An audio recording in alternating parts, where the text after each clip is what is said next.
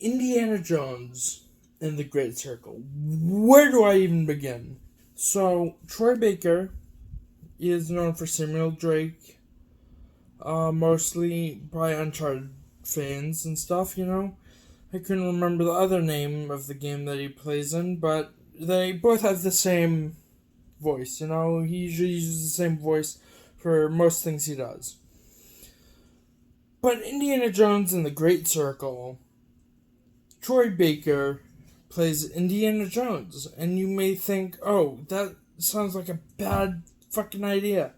It was not a bad idea, trust me on that, because he sounds basically identical to Harrison Ford. Give me the whip! Give me the whip! And of course, people think, oh, it's gonna play better. What are they gonna do with his first person? That sounds terrible. No, actually, it's great. It's a great game. The fighting is great. The parrying is great. The whip is amazing because you can and disarm people and stun them. You can actually pull them close to you, so you grab onto them and stuff, which is really cool.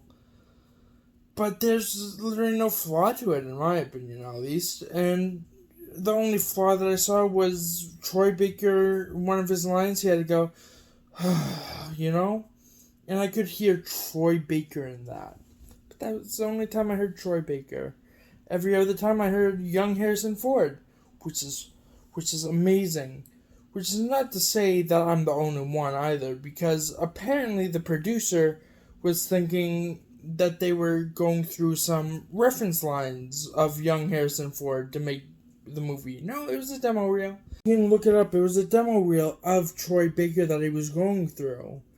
Of course, yeah, it gets kind of old hearing the same story. Indiana Jones is fighting some Nazis trying to, foil their plans.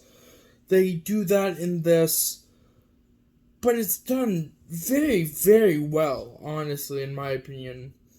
It feels like the fourth movie. I wasn't the only one to think that either. I have a friend who was playing the game for a long time and just, said it with their own voice. That they thought that it was perfect, it was great, and it is. There's a lot taken from the first three movies compared to the Kingdom of the Crystal Skull and the Dial of Destiny.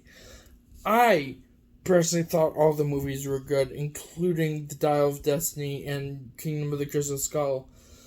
But on further consideration, I'm like, you know what, they should have stopped at 3. Because or at least made Fate of Atlantis even. Before Indiana Jones became old. Because Fate of Atlantis is a good point and click game, in my opinion, for Indiana Jones.